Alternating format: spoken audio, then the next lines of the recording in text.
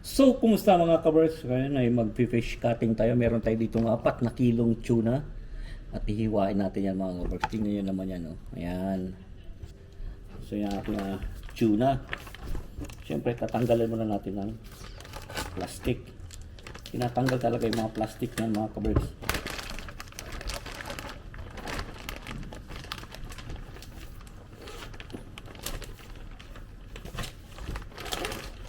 Huwag kang matatapon. Ayan. So, ayan ang 4 kilong tuna.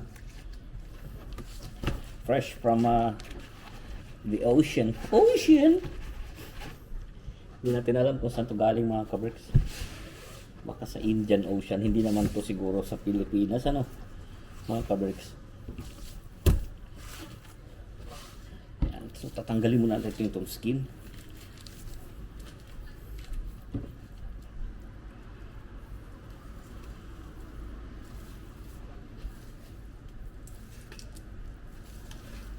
Ganun na kadali mga kabricks. Oh. Magtanggal ng skin yan.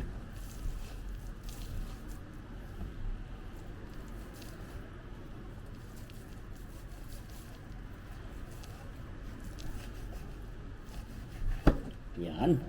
Ganun lang oh. Ayan oh. Yung skin nyo oh. So tapon na yan. Tapon na yung skin. And then, you have to take out this one. That one. Nagigil ako. Dapat ganun. Yan, tanggalin muna natin yan. Yung may litid na yan. Ilagay muna natin dyan. And then, gagawa tayo ng ganito na yan oh. Yan. Yun ang mga pang sushimi natin mga kabers at nigiri. Mamaya natin i-slice pa yan. Ganda no.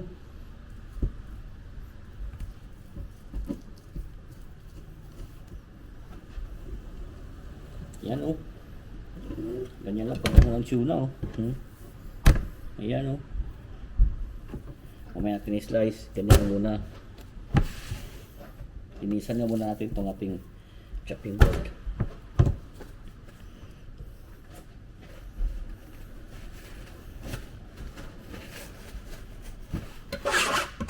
Para mag-slide ba. Yan.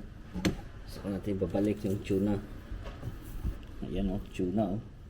So gaganyan lang yung mga kaberks. Ganyan lang kaganda. Ganyan kagaganda ang gagawin ng tuna.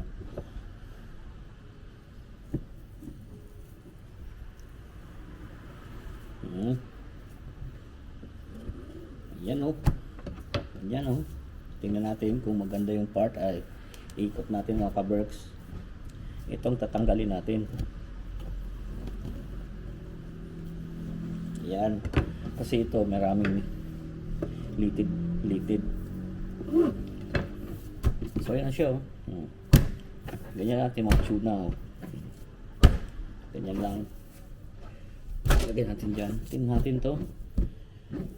Tanggalin natin to mga litid mga kaberks.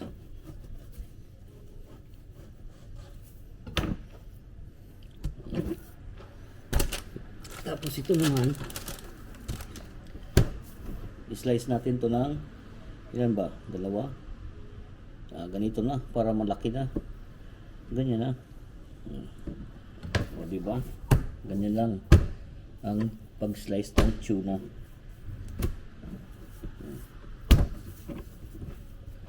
So ito yung isa. Ito ang ganda nito pang nigiri oh. So kaya gaganin. Pag ginano kong 3 kaya hayaan mo na. Dalawahin lang. Yan. Ganyan lang.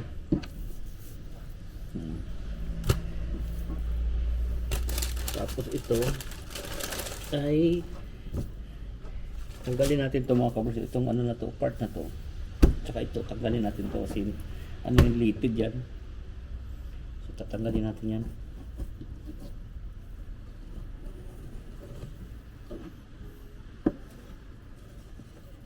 Yan na oh. Tapos ito nga, tatanggalin din natin to kasi matigas to eh.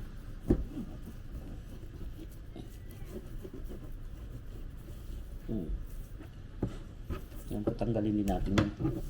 So yan na siya. Pwede na yan. Tapos, ang gagawin na natin dyan is ibabalot natin. Tingnan pala muna natin kung meron tayong nigiri dito. Kung wala, gagawa tayo ng konti. Kung wala tayong nigiri, gagawa tayo ng konti. Check muna natin mga kaberks.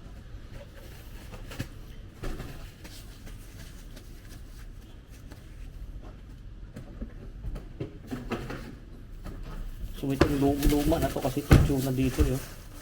Iba na yung amoy nito ba? Hindi naman maamoy pala. Okay lang pero itapo lang natin kasi lipid yun eh. Yung kahapon na last na namin tuna. So yun. Yung konting natira kahapon eh parang part na ng lipid. So pero pwede pa naman i-scrape mo lang yun para makatanggal yung pinakalaman niya ba.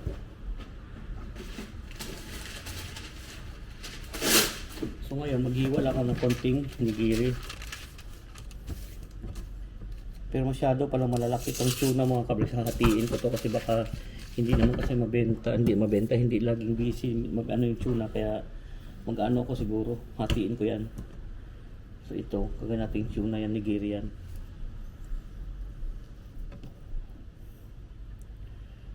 Matalas na natin kutsilyo mga kaberks.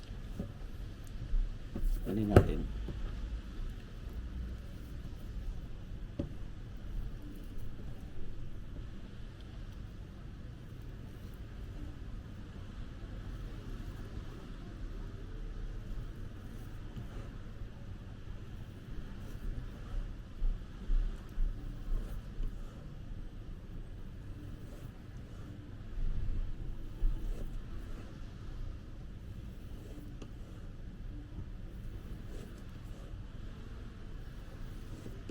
Ayan, pwede na yan kasi may konti lang tayong nigiri. Ayos na yan mga kaberks. Itong nigiri na to pwede na yan kasi ito balot na natin yan. Alright, yan na natin buhay dito. Tapos itong iba parang malaki masyado kasi ihap ko lang siguro kasi mga ganun lang ang kailangan sa isang ano ba, ihap ko na lang. Kasi pag hindi mabenta, 3 araw lang o 2 araw lang, wala na. So hatiin ko para hindi masayang kasi masyadong marami itong malaki, mahaba masyado itong itong buong tuna. Baka ma-waste lang ba. So ihap lang natin. Hatiin lang natin. Ayan. At syempre, iwasan natin magkaroon tayo maraming wastage. Kasi tama na sa isang araw to dito. Bihira kasi mag-order dito sa aming workplace ng tuna, sashimi. So, tiin ko lang ng ganyan. Mas dito, mas mabenta yung yung cook na tuna. Pero yung raw, bili ko lang parang natatakam ako. Parang gusto kong tikman. Maghiwa tayo ng konti, no? Maghiwa na tayo ng 2 piraso. Tikman na natin kung masarap. Dito lang siguro. Tikman na natin yan. Tama na yan. Magsabi ni Busing, kinakain ko yung tuna niya. Tama na yan. So yun lang, paghiwa ng tuna.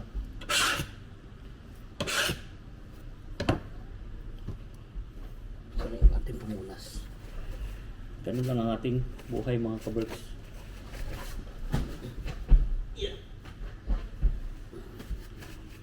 So ibabalot na natin yan.